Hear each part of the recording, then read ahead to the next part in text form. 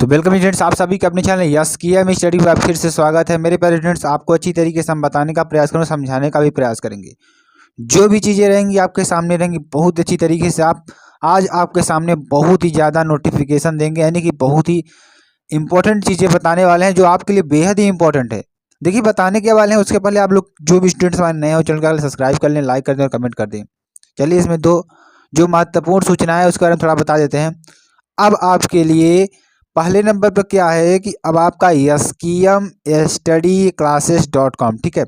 कहने का मतलब आप लोग लिख लीजिए एसकेएम स्टडी क्लासेस .com। आप ये वेबसाइट पर जाएंगे तो वहाँ पर आपको पीडीएफ्स, सारे नोट्स, सारी चीज़ आपको वहाँ पे आसानी से अवेलेबल हो जाएंगी। बस आपको विजिट करना है और इस वेबसाइट को सब्सक्राइब कर लेना है, क्योंकि यहाँ पर आपको 9 से लेकर 12 तक की सारी तैयारी आपको कराई जाएगी। बहुत ही इंपॉर्टेंट है, ठीक है। उसके बाद दूसरे पॉइंट पे आप लोग जानते ही हैं, अब आपका एसकेएम स्टडी ऐप भी बनवा दिया गया है, जहाँ पे आप लोग जा कर के कोर्स को परचेज करके अच्छी तरीके से पढ़ सकते हैं। और वेबसाइट आपके लिए बिल्कुल फ्री होगी, वहाँ पे जो भी चीज़ें होंगी आपके लिए बिल्कुल फ्री होंगी। उसके बाद तीसरे नंबर पर आपका टेलीग्राम चैनल है जो कि एसकेएम स्टडी के नाम से है, तो वहाँ पर भी जा करके आपको ज्वाइन हो जाना है। बहुत ही इंपॉर्टेंट है, वेरी वेरी मोस्ट इंपॉर्टेंट है। तो ऐसी चीज़ें आपको सिर्फ यहीं पर मिलेंगी, ठीक है। चलिए अब हम आपको बताते हैं और आपको अच्छी तरीके से समझाने का प्रयास करते हैं, ठीक है।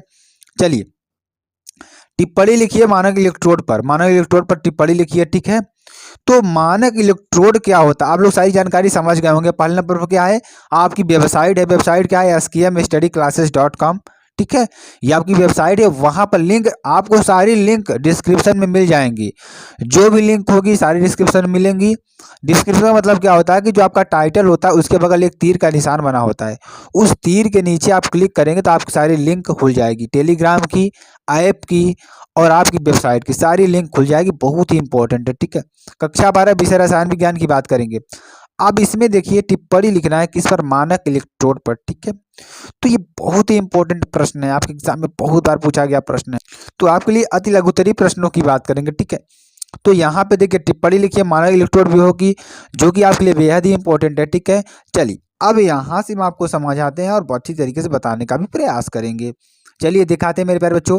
और आपको देखिए जो चीज़ें हमने बताया बिल्कुल अच्छी तरीके से आप लोग वहाँ पर जाना है, तुरंत चैनल को सब्सक्राइब कर लेना है। आपकी जो वेबसाइट को भी सब्सक्राइब कर लेना है, क्योंकि स्टूडेंट्स अगर आप सब्सक्राइब करेंगे तभी आपको बेटर से बेटर चीज़ें वहाँ पर मिलेंगी। सारी नोट्स, ये नोट्स हम जो पढ़ा रहे हैं ये सारी नोट्स आपको वहाँ पर मिल जाएंगी, यहाँ पर समझा देंगे हम। और ऐप पर आपको इसकी पीडीएफ मिलेगी।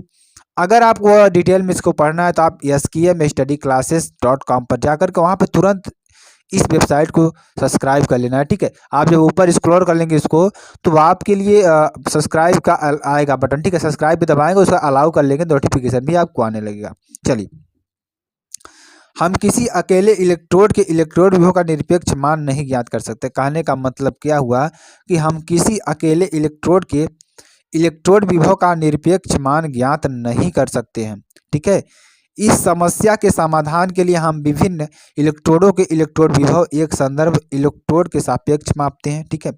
कहने का मतलब क्या हुआ कि अगर हम निरपेक्ष विभव नहीं निकाल सकते, निरपेक्ष मान नहीं निकाल सकते, तो उसके लिए हमने क्या निकाला समस्या कि इसका समाधान विभिन्न इलेक्ट्रोडों के इलेक्ट्रोड विभव एक संदर्भ इलेक्ट्रोड के सापेक्ष मापते हैं, ठीक है।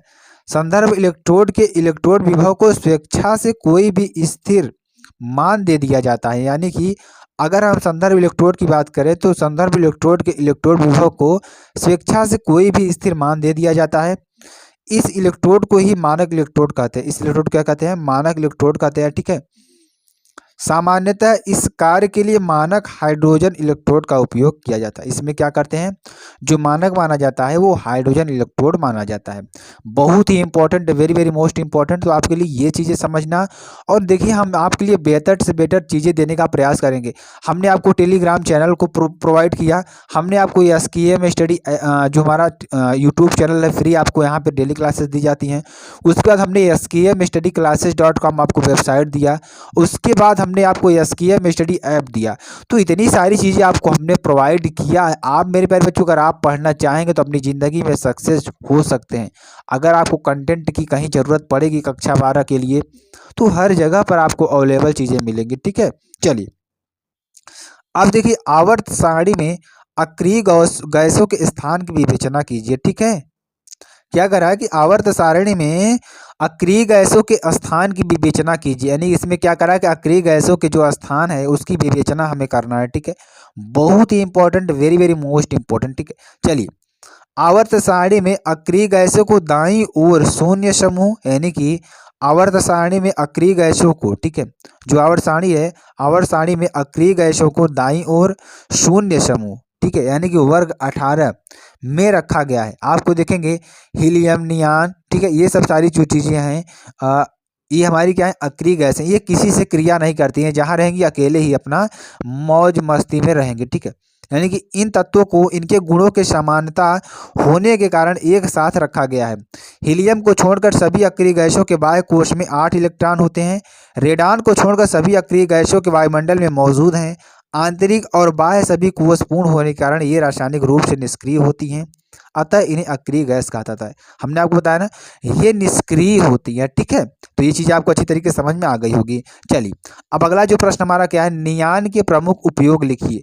नियान जो है आपकी गैस, इसके प्रमुख उपयोग आपको लिखना है कि नियान का उपयोग हम कहाँ कहाँ करते हैं मेरे प्यारे। ठीक है, चलिए हम आपको समझाते हैं। ठीक है ना, ये चीज़ें आपके लिए बेहतर इंपॉर्टेंट है, तो आपको अच्छी तरीके से समझना होगा मेरे प्यारे स्टूडेंट्स। जो कि चीज़ें हैं हम देखिए आपके लिए बेहतर से बेहतर चीज़ देने का प्रयास करेंगे, जो कि सर्व जगह, यानी कि आपके लाइफ के लिए, आपकी ज़िंदगी के लिए बहुत ही इंपॉर्टेंट होने वाला है। ठीक है, चलिए आगे आपको बताते हैं।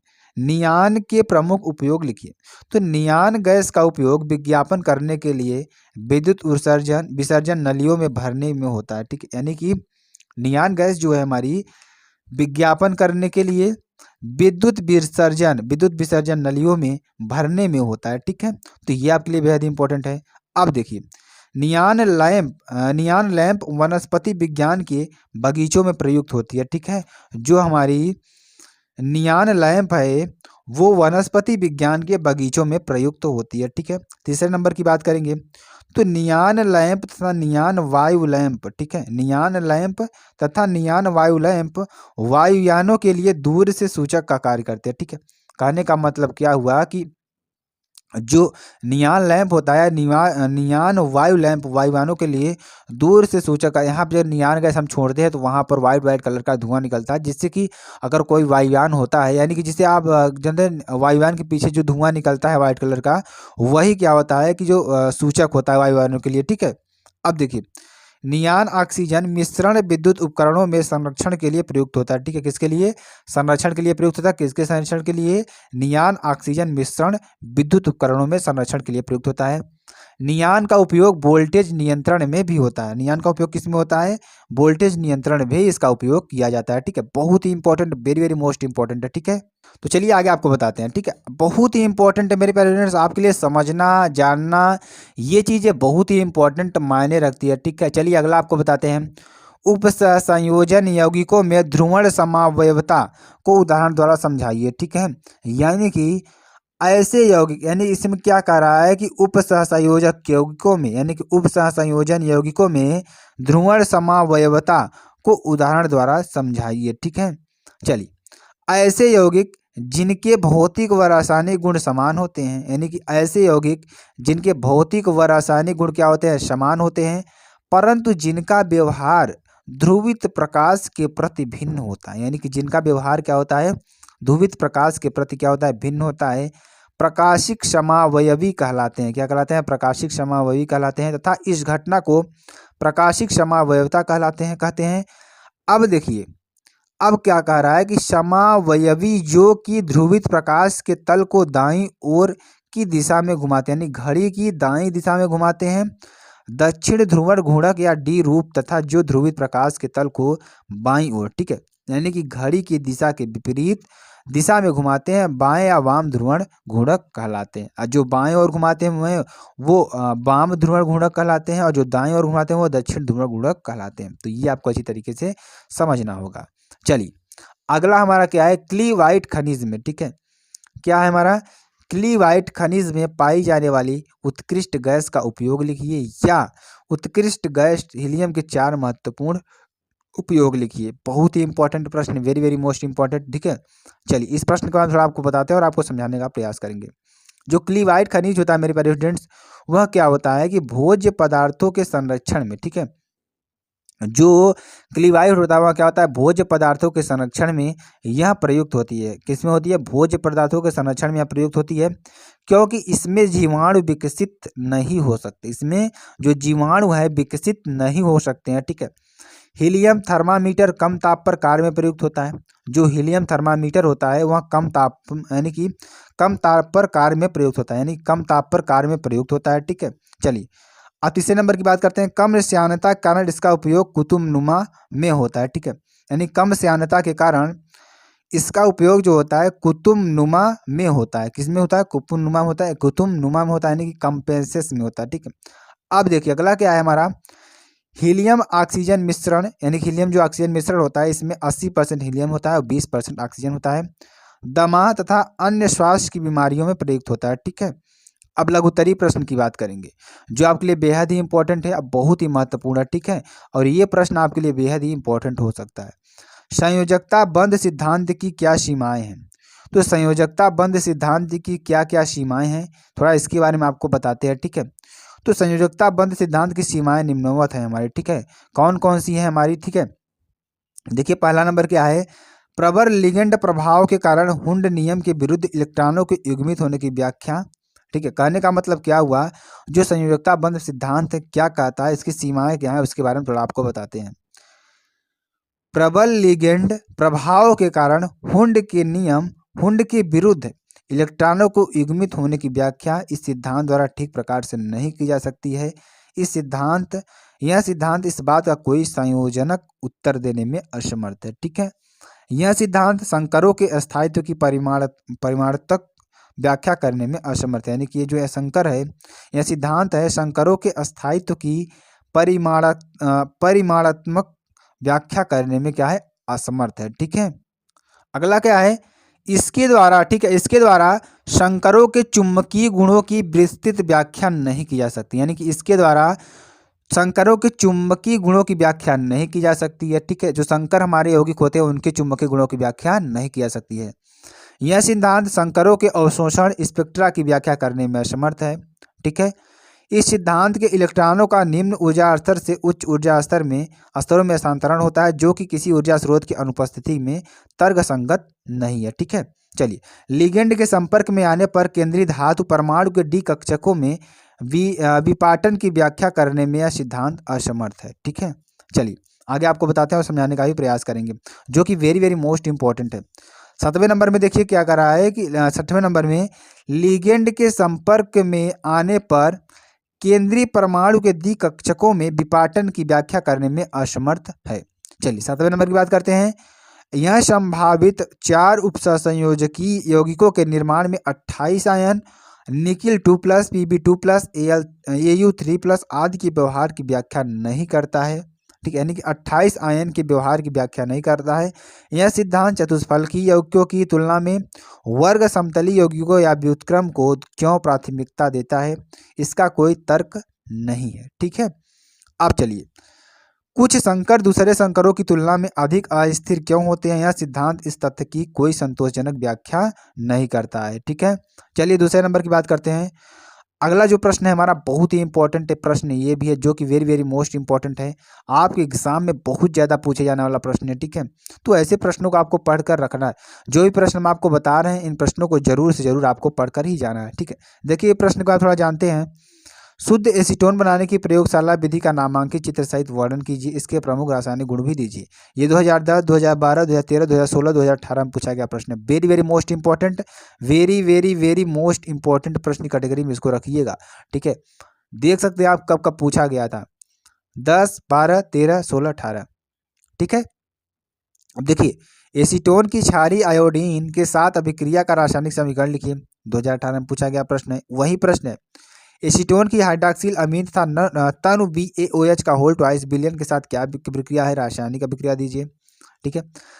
अब देखिए समीकरण भी लिखिए, मेसिटिलीन प्राप्त करने की अभिक्रिया लिखिए, प्रयोगशाला में एसीटोन बनाने के सचित्र वर्णन कीजिए, इसका निम्न के साथ अभिक्रिया का वर्णन कीजिए, ठीक है। चलिए आगे आपको बताते हैं। तो एसीटोन की किसके साथ अभिक्रिया करानी है हमको, CHCl3 CaOCl2 PCl5, 2019 में आया था यह प्रश्न, ठीक है।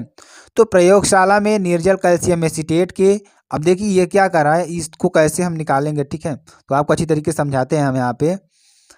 प्रयोगशाला में निर्जल कैल्शियम एसीटेट, ये हमारा क्या है, निर्जल कैल्शियम एसीटेट के शुष्क आसवन से एसीटोन बनाया जाता है। किसके?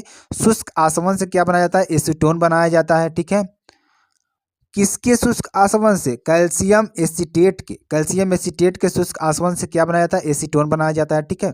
चलिए CH3 का होल ट्वाइस Ca क्या बनाता है, CH3CO क्योंकि एसीटोन बनाएगा यहाँ पे, और CaCO3 बनाता है, जो कि वेरी वेरी मोस्ट इंपॉर्टेंट है।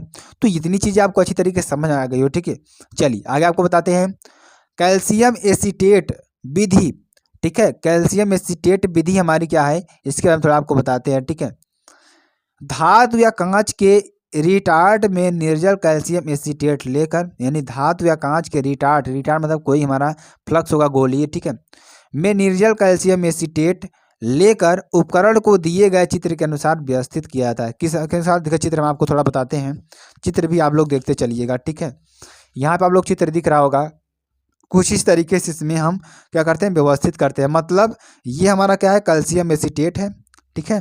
चलिए इसका हम थोड़ा आपको पढ़ते रहेंगे और बताते रहेंगे, ठीक है। चलिए अब देखिए क्या है, व्यवस्थित किया जाता है। रिटार्ड को गर्म करने पर एसीटोन की वाष्प बनती है। अगर हम इस रिटार्ड को क्या करते हैं, देखिए नीचे से हम क्या कर रहे हैं, बर्नर की सहायता से क्या कर रहे हैं, गर्म करेंगे, तो इस कैल्शियम एसीटेट से क्या बनेगा, वाष्प बनेगा। रिटार्ड की सहायता से क्या बनेगा, हमें वाष्प मिलेगा, ठीक है। चलिए वाष्प बनती है, जिसे संघनित्र में प्रवाहित करने पर द्रव एसीटोन ग्राही में एकत्रित हो जाता है, ठीक है। अब हम अगर यहाँ पे एकत्रित करते हैं तो हमारा क्या होता है, द्रव एसीटोन जो है हमारा एकत्रित हो जाता है यहाँ पे, ठीक है। अब यह एसीटोन अशुद्ध होता है, इसे संतृप्त यानी संतृप्त NaHSO3 विलयन के साथ मिलाकर हिलाने के बाद 4-5 घंटे के लिए रख दिया जाता है, जिससे एसीटोन सोडियम बाइसल्फाइड के क्रिस्टल बनते हैं, ठीक है। उसके बाद इन क्रिस्टलों को पृथक करके इनमें Na2CO3 मिलाकर मिश्रण का क्या किया जाता है, थोड़ा आपको समझेंगे, मिश्रण का आशवन करने पर शुद्ध एसीटोन प्राप्त होता है, ठीक। कोई दिक्कत वाली बात नहीं है। जिसमें जल का कुछ अंश होता है, इसमें कुछ जल का अंश भी आपको मिलेगा। अब शुद्ध एवं शुष्क एसीटोन प्राप्त करने के लिए एसीटोन को निर्जल CaCl2 के से सुखाकर पुनः आशवित करने पर 56 डिग्री सेंटीग्रेड पर शुद्ध एसीटोन प्राप्त होता है, जिसको संघनित्र द्वारा ग्राही में एकत्रित कर लिया जाता है। तो ये आपके लिए बेहद ही इंपॉर्टेंट प्रश्न था, जो आपके लिए बहुत ही इंपॉर्टेंट है, ठीक है। अब चलिए इसको आपको थोड़ा समझा देते हैं, उसके बाद आपको अच्छी तरीके से समझ में आ जाएगा, ठीक है। देखिए ये हमारा एसीटोन होगा CH3 का whole twice C double bond O plus NaHSO3 की उपस्थिति में से क्रिया कराते हैं तो क्या बनेगा, देखिए CH3 का whole twice COHSO3 Na acetone bisulphite यौगिक बनेगा, ठीक है। अब देखिए क्या है हमारा 2CH3 का होल ट्वाइस COHSO3 का SO3 Na प्लस Na2CO3 की उपस्थिति में क्रिया कराएंगे तो क्या बनेगा 2CH3 2CO प्लस 2Na नौसादर हमारा क्या है, नहीं नौसादर नहीं है, Na2SO4 है, ठीक है। अब हमारा क्या बनेगा, जल बनेगा और कार्बन डाइऑक्साइड बनेगा, ठीक है। तो इतनी सारी चीज़ें यहाँ पर बनती हैं। चलिए ये हमारा शुद्ध कीटोन मिल जाएगा, ठीक है, जिसमें से जल निकल जाएगा। यहाँ से देखिए आपको थोड़ा चित्र भी समझा देते हैं। ये हमारी तांबे की जाली है, ठीक है, क्या हमारी तांबे की जाली है। यहाँ पर बर्नर के साथ इसको गर्म किया जाता है। ये हमारा कैल्शियम एसीटेट है, इसमें निर्जल है, निर्जल कैल्शियम एसीटेट है। अब रिटार्ड की सहायता से यहाँ से जो वाष्प निकल कर यहाँ आएगी तो यहाँ पे जल आपको ऊपर निकल जाएगा और यहाँ पे संघनित हो जाएगी और ठंडा जल यहाँ से निकल जाएगा। इस ग्राही में आपको एसीटोन मिल जाएगा। तो इस तरीके की इसकी क्रियाविधि थी जो आपके लिए बेहद इंपॉर्टेंट थी। और हमने आपको क्या सूचना बताई, एसीटोन बनाने की प्रयोगशाला विधि है ये। देखिए हमने आपको 4 चीज़ें दी हैं, बहुत ही इंपॉर्टेंट, आप लोग सुनिएगा और अच्छी तरीके से आपको इसको ऑब्जर्व करना है। पहला एसकेएम स्टडी यूट्यूब चैनल है आपका, ठीक है, जिस पर आप पढ़ाई कर रहे हैं, ठीक है, जिस पर आप क्या कर रहे हैं, प्रेजेंट टाइम में पढ़ाई कर रहे हैं। उसके बाद आपका आता है एसकेएम स्टडी, ठीक है, एसकेएम स्टडी टेलीग्राम चैनल है आपका, ठीक है। और तीसरे नंबर पर आपका क्या आता है, एसकेएम स्टडी ऐप है, ठीक है। ये ऐप है आपका जिस पे आपकी क्लासेस चलाई जा रही हैं, तो आपको वहाँ पे जाकर क्लासेस को परचेज करना है। चौथा नंबर आपके लिए आ गया है एसकेएम स्टडी स्टडी क्लासेस, ठीक है, xcmstudyclasses.com। इस पर आपको फ्री नोट्स, ठीक है, फ्री नोट्स, ठीक है, फ्री नोट्स आपको मिलेंगी। जो भी चीज़ें रहेंगी यूट्यूब की सारी चीज़ें आपको वहाँ पर, कुछ एक्स्ट्रा चीज़ें मिलेंगी, मॉडल पेपर मिलेगा, 9 से लेकर 12 तक सारी चीज़ें आपको वहाँ पर प्रोवाइड की जाएंगी। तो ये महत्वपूर्ण सूचना आपके लिए, 4 चीज़ें हमने आपको दिया है, बहुत ही इंपॉर्टेंट है, वेरी वेरी मोस्ट इंपॉर्टेंट है। तो स्टूडेंट्स फिर मिलते हैं नेक्स्ट वीडियो में, तब तक के लिए जय हिंद जय भारत।